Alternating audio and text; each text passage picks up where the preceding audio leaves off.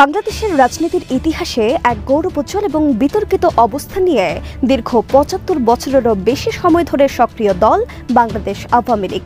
১৯৪৯ সালে প্রতিষ্ঠার পর থেকে পাকিস্তান বিরোধী আন্দোলন, বাংলাদেশের স্বাধীনতা সংগ্রাম এবং স্বাধীন রাষ্ট্র হিসেবে গঠনের পথে দলটির গুরুত্বপূর্ণ ভূমিকা রয়েছে। কিন্তু ২০২৫ সালের মে মাসে ঐতিহাসিক একটি পদক্ষেপের অংশ হিসেবে দলটি নিষিদ্ধ ঘোষণা করা হয়েছে। জেনারেল ওয়াকার হেজিবেজি লোক না যে উনি বুঝবে না যে উনি আওয়ামী লীগের জন্য ওকালতি করতে গেছিল ১০ তারিখে নিষিদ্ধ না করার জন্য। এটা পাবলিক হবে না, পাবলিক অলরেডি হয়েছে। হওয়ার পরেও জেনারেল ওয়াকার জোয়ান না থাকলে ৫ই আগস্ট ব্যর্থ হইতো। বুলশিট। জেনারেল ওয়াকারুজ্জামান কোনো উপযুক্ত পদ্ধতি অনুসরণ না করে বাংলাদেশ আওয়ামী লীগের কার্যক্রম নিষিদ্ধ করার যে বিষয়টি, সেই বিষয়টি নিয়ে সম্প্রতি ভারত উদ্বিগ্নতা প্রকাশ করেছে এবং ভারতের যিনি পররাষ্ট্র মন্ত্রণালয়ের মুখপাত্র রণদীপ জাসওয়াল, উনি গণমাধ্যম কর্মীদের করা প্রশ্নের জবাবে এই বিষয়টি উত্তর হিসাবে দিয়েছেন।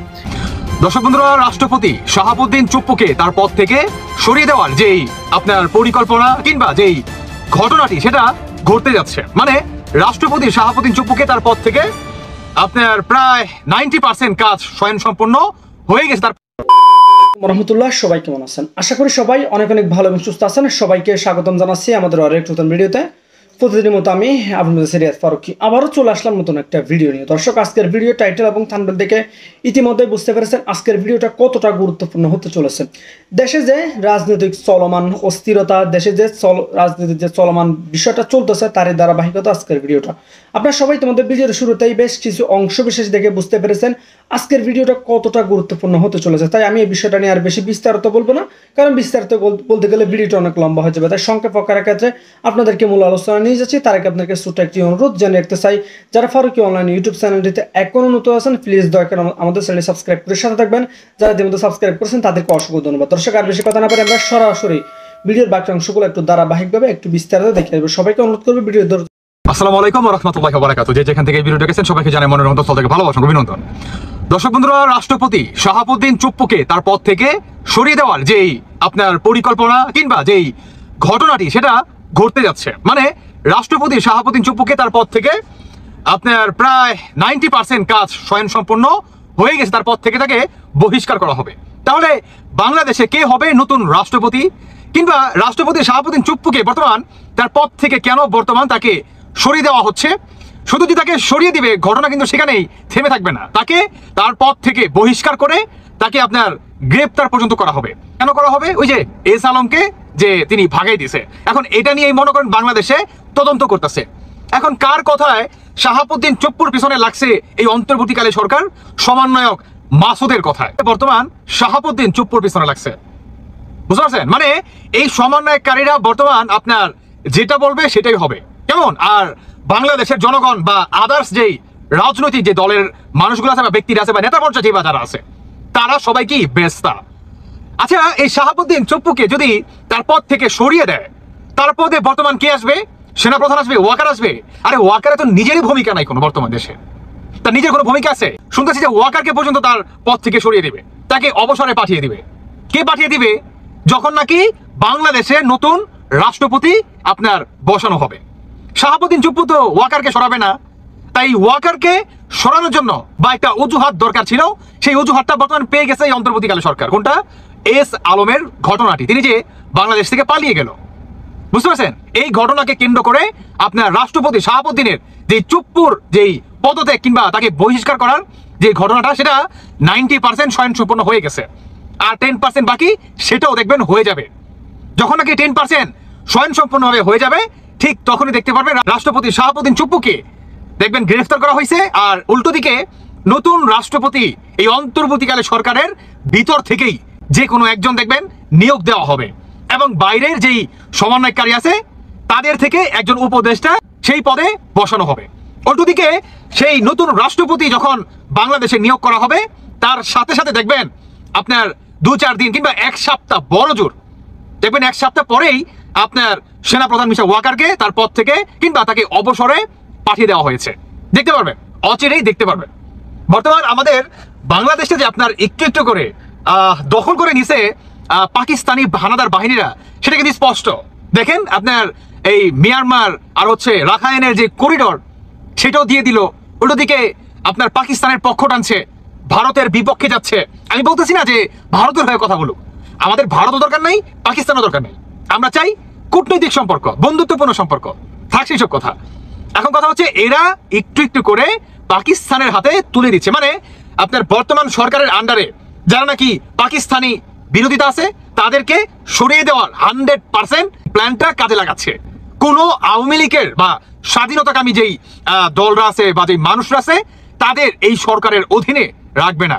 অন্যদিকে বিএনপির বর্তমান অবস্থান খুবই শোচনীয়। তারা ভাবতেছে যে নির্বাচন হলেই আপনার ক্ষমতায় চলে আসবে, যখন নাকি নতুন রাষ্ট্রপতি হবে তখন কি নির্বাচন সুষ্ঠু হবে, এটাও কিন্তু একটা দেখার বিষয়। উল্টোদিকে আপনার নতুন রাষ্ট্রপতি মানে অন্তর্বর্তীকালের ডিসিশন অনুযায়ী, সমন্বয়কদের চয়েস অনুযায়ী, কিংবা বহির্বিশ্বে থেকে যেই জঙ্গিবাদীরা আছে তাদের মতামত বা চয়েস অনুযায়ী যে রাষ্ট্রপতি নতুন হবে, যে সেনাপ্রধানকে নতুন নিয়োগ করা হবে, তারা কিন্তু তাদের কথাই বলবে। দ্যাট মিনস সামনের নির্বাচন কবে হবে সেটা পুরোটাই ঘোলাসে।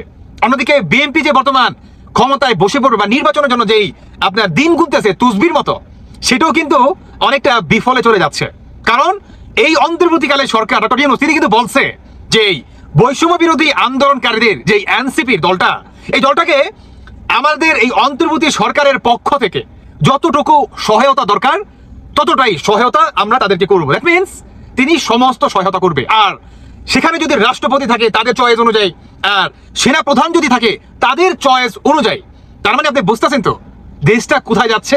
আর নির্বাচন করে যে বিএনপি পাগল হয়ে গেছে, সামনের নির্বাচনটা কতটুকু গ্রহণযোগ্য বা সুষ্ঠু হবে সেটা কিন্তু দেখার বিষয়। যেখানে আওয়ামী লীগকে তার আগেই তারা উপরে ফেলে দিছে, এখন টুস করে ফেলে দিছে, এখন বাকি হচ্ছে বিএনপি। বুঝেন নাই?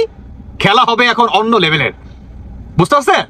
এই হচ্ছে রাজাকারদের মাস্টার মাইন্ড। আর যারা নাকি আমরা স্বাধীনতাকে বিশ্বাস করি, প্রতিনিয়ত আমরা এদের আগে বা এদের পিছনে হেরে যাচ্ছি এদের মাস্টার মাইন্ডের কারণ আমরা নির্বাচন আর ক্ষমতার জন্য পাগল হয়ে গেছি। মানে আমি বিএনপির কথা বলতেছি আর কি। এনিওয়ে দর্শক বন্ধুরা, শাহাবুদ্দিন চপ্পুকে যদি কোনোভাবে সরিয়ে দেয় আর 10% বাকি আছে, যদি হয়ে যায় তাহলে মাথায় রাখবেন নির্বাচন যাবে তাল গাছের উপরে আর বিএনপিও যাবে কাকড়া গাছের নিচে, আর ক্ষমতায় বসবে এনসিপি। এটা দেখে নিয়ে। আর নির্বাচন করে তো বর্তমান পাগল হচ্ছেন, নির্বাচন জীবনও সুষ্ঠু হবে না। কারণ রাষ্ট্রপতি তাদের, সরকার তাদের, সেনাপ্রধান তাদের, পুলিশ বাহিনী তাদের, সব কিছু তাদের অধীনে।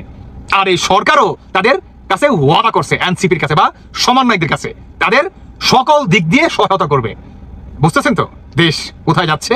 হ্যাঁ, এনিওয়ে দর্শক বন্ধুরা, বাকিটা আপনাদের ব্যক্তিগত মতামত অবশ্যই জানিয়ে যাবেন। ধন্যবাদ সবাইকে।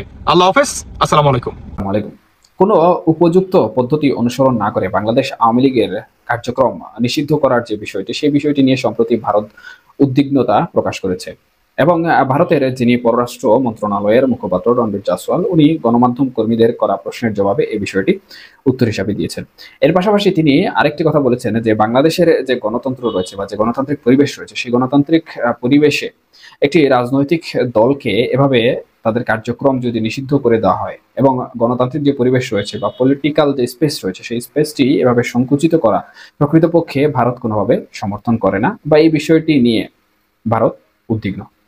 এখন ওনার যে এই বিষয়টি যেমন বাংলাদেশের গণমাধ্যম সমূহে প্রচারিত হয়েছে, ঠিক একইভাবে আন্তর্জাতিক গণমাধ্যম বিবিসি বাংলাও কিন্তু ঢালাওভাবে প্রকাশ করেছে। এর পাশাপাশি ভারতীয় গণমাধ্যমগুলো কিন্তু প্রকাশ করেছে। তবে বিবিসি বাংলা সহ বাংলাদেশের যে কিছু সংখ্যক গণমাধ্যম এই বিষয়টি প্রকাশ করেছে, সেখানে আমি যতটুকু বললাম ততটুকুই কিন্তু তারা উল্লেখ করেছে। ভারতীয় যে সকল গণমাধ্যম রয়েছে সেই সকল গণমাধ্যম কিন্তু সম্পূর্ণ যে বিশ্লেষণ রয়েছে সেই বিশ্লেষণটি উল্লেখ করেছে। এর পাশাপাশি এই বিষয়টি নিয়ে যারা ভারতের রাজনৈতিক বিশ্লেষক রয়েছেন বা বিচারক রয়েছেন, বিভিন্ন বিষয় নিয়ে আলোচনা করে থাকেন, তাদেরও কিছু মতামত এখানে তুলে ধরা হয়েছে। আমরা দেখেছি যে আওয়ামী লীগ সরকারের পতনের পর বাংলাদেশের যে অভ্যন্তরীণ রাজনীতি রয়েছে, কিংবা আওয়ামী লীগ অথবা বাংলাদেশের অন্তর্বর্তীকালীন সরকার সহ যে রাজনৈতিক পরিস্থিতি তৈরি হয়েছিল, সেটি নিয়ে আন্তর্জাতিক যারা মোড়ল রয়েছেন বহির্বিশ্বের, তারা কিন্তু বিভিন্ন সময়ে বিভিন্ন ধরনের হস্তক্ষেপ করেছেন, বিভিন্ন ধরনের মন্তব্যও করেছেন।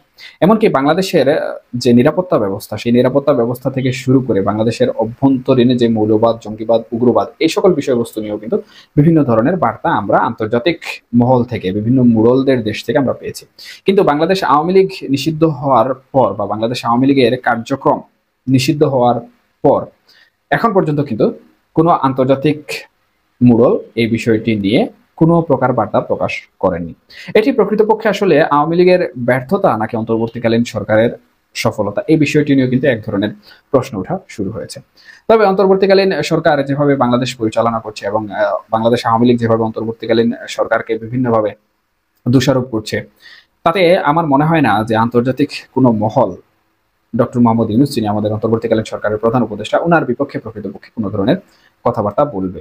তবে বাংলাদেশের যে নির্বাচন, সেই নির্বাচনকে নিয়ে আমরা প্রথমে যেভাবে শুনেছিলাম যে আন্তর্জাতিক মহল, জাতিসংঘ থেকে শুরু করে আমেরিকা এবং অন্যান্য যে সকল মুরল বিশ্ব রয়েছেন, তারাও বিভিন্নভাবে হস্তক্ষেপ করবেন, একটি অবাধ ও সুষ্ঠু নির্বাচনের ব্যবস্থা করবেন। কিন্তু আমরা কি লক্ষ্য করলাম যে সর্বদলীয় যে প্রস্তাব জাতিসংঘ দিয়েছিল, সেই প্রস্তাবটিও কিন্তু এখন অনেকটাই ভেস্তে গেছে। সর্বদলীয় নির্বাচন কিন্তু এখন আর বাংলাদেশে হবে না, কারণ সর্বদলীয় নির্বাচন হতে গেলে সর্বদলীয় অংশগ্রহণ কিন্তু নির্বাচনে থাকতে হবে।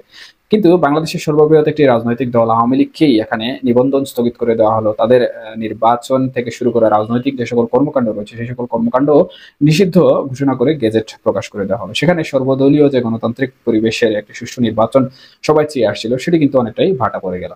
এবং ভারতীয় যে সকল গণমাধ্যম রয়েছে, সেই সকল গণমাধ্যম সমূহ কিন্তু বিভিন্ন বিশ্লেষকদের এই সকল বিষয় নিয়ে যে আলোচনা, সেই আলোচনাগুলোই তুলে ধরেছে। এখন প্রকৃতপক্ষে আনন্দবাজার পত্রিকা, ইকোনমিক্স টাইমস, এরা যে বিশ্লেষণগুলো তুলে ধরেছে, সেখানে সবথেকে গুরুত্বপূর্ণ এবং ইম্পর্টেন্ট যে বিষয়টি উঠিয়ে এনেছে যে ভারতের উদ্বেগ প্রকাশ করার পেছনে সবথেকে গুরুত্বপূর্ণ কারণ কি হতে পারে। এখানে বিশ্লেষকরা মনে করছেন যে বাংলাদেশে বিভিন্ন ধরনের জঙ্গিবাদের তৎপরতা কিন্তু বিগত দিনগুলোতে দেখা গিয়েছে, যদিও এগুলো অন্তর্বর্তীকালীন সরকার বিভিন্নভাবে নিয়ন্ত্রণ করার চেষ্টা করছে। আবার বাংলাদেশের বর্তমান যে প্রেক্ষাপট, সেই প্রেক্ষাপটটি ঘিরে এক শ্রেণীর যারা রয়েছেন রাজনৈতিক দল, অর্থাৎ এখানে আমি স্পষ্ট করে বলতে চাই, যেভাবে ভারতীয় বিশ্লেষকরা বলেছেন যে জামাতে ইসলাম, সেই জামাতে ইসলাম যেভাবে একচেটিয়া পাকিস্তানপন্থী এক ধরনের আচরণ বাংলাদেশে সৃষ্টি করে রেখেছে, সেই বিষয়টি ভারতীয় বিশ্লেষকরা মনে করছেন যে ভারত সরকার কোনোভাবে তাদের ফেভারে নিবে না, এবং এটিকে তারা মূলত উগ্রবাদী চর্চা হিসাবে উল্লেখ করেছে। তারা সাম্প্রতিক যে সকল বিষয়বস্তু বাংলাদেশে ঘটেছে, সেই সকল বিষয়বস্তুর একটি আলোকপাত টেনেছেন এবং বলেছেন যে যেভাবে বাংলাদেশ আওয়ামী লীগ নিষিদ্ধ করার পর এখানে জামাতে ইসলামের যে সকল যুদ্ধ অপরাধ রয়েছে বা জামাতে ইসলামের বিরুদ্ধে বাংলাদেশের মধ্যে যে সকল অভিযোগ সমূহ রয়েছে, সে সকল অভিযোগকে জামাতে ইসলাম অস্বীকার করছে। এর পাশাপাশি জামাতে ইসলাম কিন্তু প্রকৃতপক্ষে বাংলাদেশের স্বাধীনতাকে মানতে নারাজ, এগুলো কিন্তু আমরা দেখেছি। এবং এই সকল বিষয়বস্তু নিয়ে কিন্তু বাংলাদেশের অন্তর্বর্তীকালীন সরকারের উপদেষ্টা যারা রয়েছেন, বিশেষ করে মাহফুজ আলম, ওনার সাথেও কিন্তু জামাতে ইসলামের যে অঙ্গ সংগঠন ছাত্র শিবির, তাদেরও কিন্তু এই বিষয়টি নিয়ে বিভিন্ন ধরনের বাকবিতণ্ডিতা আমরা লক্ষ্য করছি সামাজিক যোগাযোগ মাধ্যমগুলোতে। এখানে ভারত এবং পাকিস্তান যখন যুদ্ধ সংঘটিত হলো, তখন কিন্তু বাংলাদেশের গণমাধ্যম একচেটিয়া ভাবে পাকিস্তানের পক্ষে যে সকল নিউজ রয়েছে সেগুলো কভার করছিল, এগুলোও কিন্তু ভারতের বিশ্লেষকরা তাদের এই বিশ্লেষণে টেনে এনেছেন।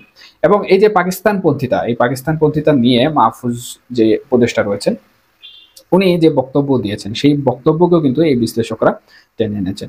এবং তাদের যে সারমর্ম বা সারাংশ রয়েছে, সেই সারাংশ অনুযায়ী তারা এটি বোঝানোর চেষ্টা করেছেন যে বাংলাদেশ আওয়ামী লীগ বাংলাদেশে থাকা অবস্থায় প্রকৃতপক্ষে ভারতের যে নিরাপত্তা ব্যবস্থা বা এই যে উগ্রবাদিতা থেকে শুরু করে পাকিস্তানপন্থিতার একটি রূপ এখন আমরা দেখতে পাচ্ছি, সেটি কিন্তু কখনোই ছিল না।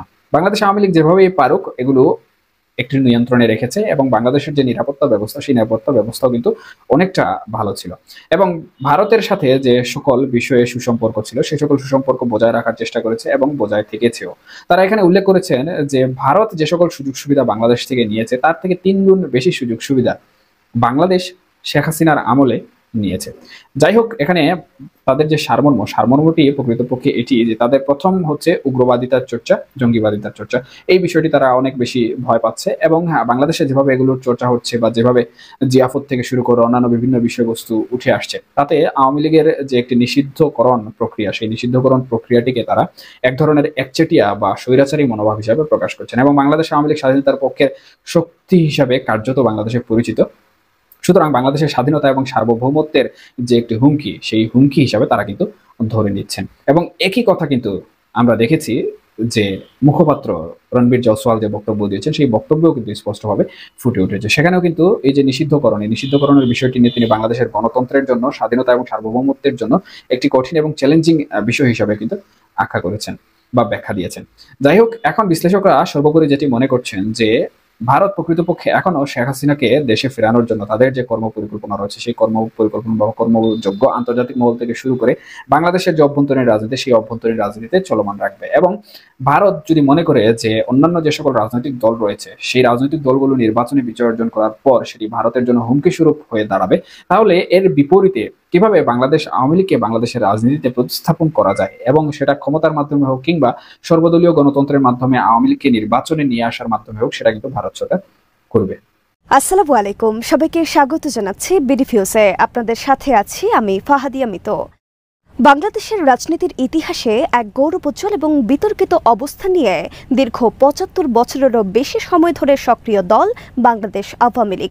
১৯৪৯ সালে প্রতিষ্ঠার পর থেকে পাকিস্তান বিরোধী আন্দোলন, বাংলাদেশের স্বাধীনতা সংগ্রাম এবং স্বাধীন রাষ্ট্র হিসেবে গঠনের পথে দলটির গুরুত্বপূর্ণ ভূমিকা রয়েছে।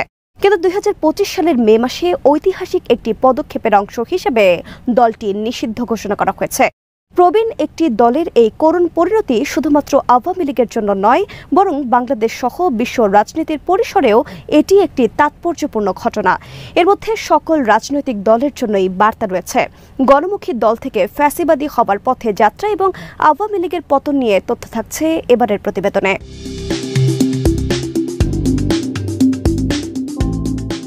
১৯৪৯ সালের ২৩শে জুন ঢাকার টিকাটুলিতে পূর্ব পাকিস্তান আওয়ামী মুসলিম লীগ নামে দলটির আত্মপ্রকাশ ঘটে। পাকিস্তান সরকারের বিরুদ্ধে বাঙালিদের সাংস্কৃতিক ও রাজনৈতিক অধিকার আদায় সংগ্রামে নেতৃত্ব দিতে দলটি গঠিত হয়। ১৯৫৫ সালে নাম থেকে মুসলিম শব্দ বাদ দিয়ে আওয়ামী লীগ রাখা হয় একটি সার্বজনীন ধর্মনিরপেক্ষ ও গণতান্ত্রিক দল হিসেবে পরিচিতি পেতে। ১৯৭০ সালে সাধারণ নির্বাচনে পাকিস্তানের সংখ্যাগরিষ্ঠতা অর্জন করার পরও ক্ষমতা হস্তান্তর না করায় দেশ জুড়ে উত্তাল আন্দোলনের নেতৃত্ব দেয় দলটি।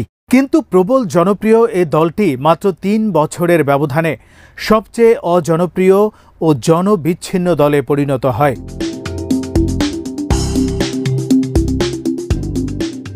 ১৯৭৫ সালে শেখ মুজিবের নেতৃত্বে একদলীয় শাসন ব্যবস্থা বাকশাল প্রবর্তন এবং পরবর্তী সামরিক অভ্যুত্থানের মধ্য দিয়ে আওয়ামী লীগের একচ্ছত্র আধিপত্যে ফাটল ধরে। এরপর ২১ বছর বাংলাদেশের মানুষের কাছে আর কোনো গ্রহণযোগ্যতা পায়নি। ৯১ সালে তত্ত্বাবধায়ক সরকারের অধীনে নির্বাচন হলে ক্ষমতায় যাওয়ার স্বপ্ন দেখেছিল আওয়ামী লীগ, কিন্তু সেই স্বপ্ন দলটির পূরণ হয়নি। এরপর তাকে পুনরায় রাজপথে নামতে হয়।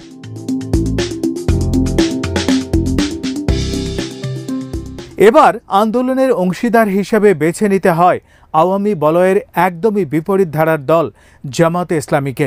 দলের বাম ঘাসা ও সেকুলার নেতাকর্মীরা এর বিরোধিতা করলেও শেখ হাসিনা সহ শীর্ষ নেতারা জামাতকে সাথী বানানোর ক্ষেত্রে কার্পণ্য করেনি। বিগত অনেক বছর জামাতের বিরুদ্ধে নানা ধরনের ক্যাম্পেইন ও অভিযোগ তোলার পরও ৯৬-এর আন্দোলনের সময় জামাত নেতাদের সাথে বৈঠক ও লিয়াজো কমিটি করে আন্দোলন করতে আওয়ামী লীগ দ্বিধা করেনি। জামাতের সাথে আওয়ামী লীগের সে সময়ের বৈঠক ও সমাবেশের অজস্র ছবি এখনও সামাজিক মাধ্যমে ভেসে বেড়াচ্ছে।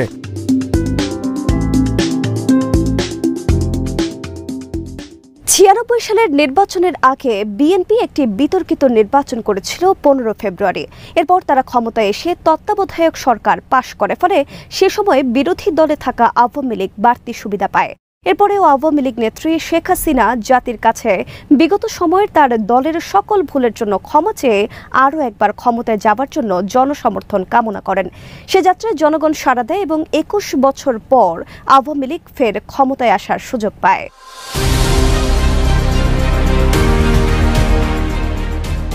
২০০১ সালে আওয়ামী লীগ আবারও জনগণের মাধ্যমে প্রত্যাখ্যাত হয়। দায়িত্বে আসে ৪ দলীয় জোট সরকার। ২০০৬ সালে জোট সরকারের মেয়াদ শেষ হওয়ার কথা ছিল, কিন্তু তার আগেই আওয়ামী লীগ দেশ জুড়ে ব্যাপক নৈরাজ্য সৃষ্টি করে। ২০০৬ সালের ২৮শে অক্টোবর রাজপথে লগি বৈঠা দিয়ে পিটিয়ে কয়েক ডজন মানুষ হত্যা করে। নিহতদের সিংহভাগ ছিল জামাত শিবিরের কর্মী। এর কয়েকদিন শেখ হাসিনা নেতাকর্মীদেরকে লগি বৈঠা নিয়ে ঢাকায় আসার আহ্বান জানিয়েছিলেন। এ কারণে অনেকেই শেখ হাসিনাকে ২৮শে অক্টোবর সহ সে সময়ের আন্দোলনে পরিচালিত নৃশংস কর্মকাণ্ডের নির্দেশদাতা হিসেবে হাসিনার বিচার দাবি করেছিলেন, কিন্তু সেই চাওয়া এখনও পূরণ হয়নি।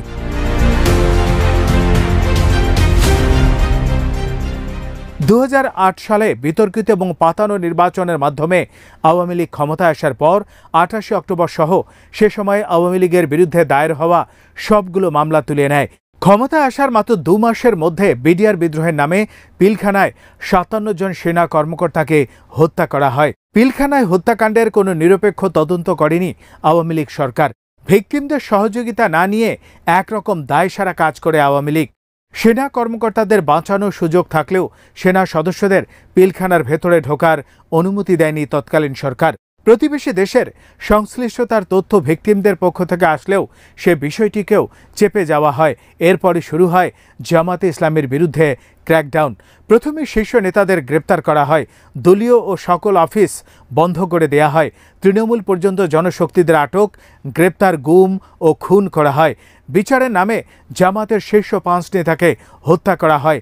জেলে ও হাসপাতালে প্রিজন সেলে মারা যান দলটির আরও 6 নেতা।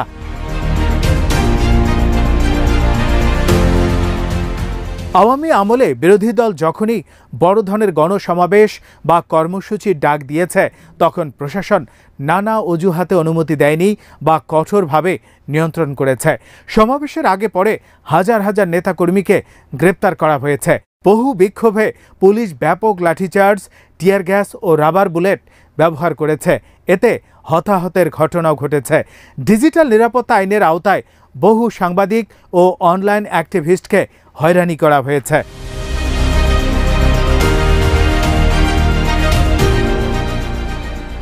ভিন্ন মতাবলম্বী মিডিয়াকে বন্ধ করে দেওয়া বা নিয়ন্ত্রণে নেওয়া হয় আওয়ামী আমলে।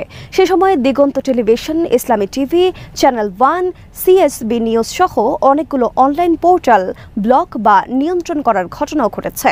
আওয়ামী লীগ জাতির সাথে সবচেয়ে বড় যে প্রতারণাগুলো হয়েছে তা হলো তারা গত 15 বছরের শাসনে আওয়ামী লীগ দেশের নির্বাচনী ব্যবস্থাকে ধ্বংস করে দিয়েছে এবং নির্বাচনের নামে প্রহসন করেছে, উন্নয়নের নামে মহা দুর্নীতি করেছে, লক্ষ লক্ষ কোটি টাকা বিদেশে পাচার করেছে। আওয়ামী নেতারা দেশে দেশে বেগম পাড়ায় স্থায়ী হয়েছেন। আয়নাঘর করে বিরোধী নেতাকর্মীদের বছরের পর বছর গুম করে রাখা হয়েছে। দেশজুড়ে হত্যা ও নৈরাজ্যের নতুন নতুন রেকর্ড তৈরি করা হয়েছে। কিন্তু এত কিছু করেও দলটির শেষ রক্ষা হয়নি।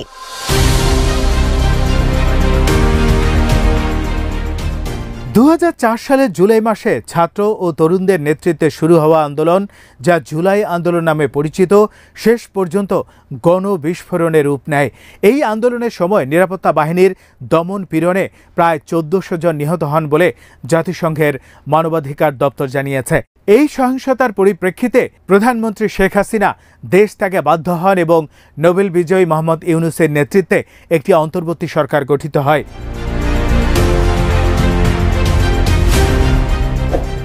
আওয়ামী লীগের বিরুদ্ধে নিষেধাজ্ঞা আরোপের জন্য 2025 সালের মে মাসে সন্ত্রাস বিরোধী আইন 2009-এর সংশোধনী প্রণয়ন করে।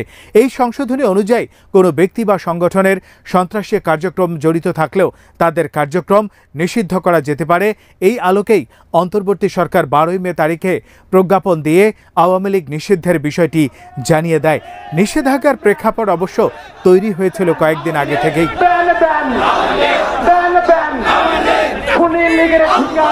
আওয়ামী লীগ সভানেত্রীর অনলাইনে দলের নেতাকর্মীদের সাথে বৈঠকে ক্রমাগত উস্কানি দিয়ে যাচ্ছিলেন। আওয়ামী লীগের খুনি ও সন্ত্রাসীরা প্রকাশ্য দিবালোকে বেরিয়ে আসতে শুরু করেছিল। জুলাই বিপ্লবের শহীদের মেয়েকে ধর্ষণ করা হয়, যার ফলশ্রুতিতে মেয়েটি পরে আত্মহত্যা করে। ট্রাইব্যুনালে বিচারের মুখোমুখি হওয়া নেতারা প্রকাশ্যে আইন শৃঙ্খলা বাহিনীর সদস্যদের সাথে বেয়াদবি ও ধৃষ্টতাপূর্ণ আচরণ করেন। সমন্বয়কদের উপর পরিকল্পিতভাবে আক্রমণ শুরু করা হয়, তাদের গাড়ি বহরে হামলা করা হয়। সর্বশেষ জুলাই বিপ্লবের অন্যতম নায়ক হাসনাত আবদুল্লাহর গাড়ি বহরে হামলা করে তাকে আহত করা হয়।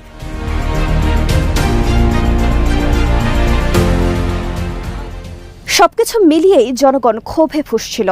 কিন্তু এই অসন্তোষ একদিনে তুঙ্গে উঠে যায় যখন আওয়ামী আমলের 2 মেয়াদের প্রেসিডেন্ট এবং হত্যা মামলার আসামি অ্যাডভোকেট আব্দুল হামিদের দেশে ছেড়ে চলে যাবার খবরটি গোচরে আসে। এই তথ্যটি সামনে আসার পর এই সরকার ও প্রশাসনের ভেতর আওয়ামী দোসরদের অবস্থানের বিষয়টি জোরে সোরে আলোচনা শুরু হয়।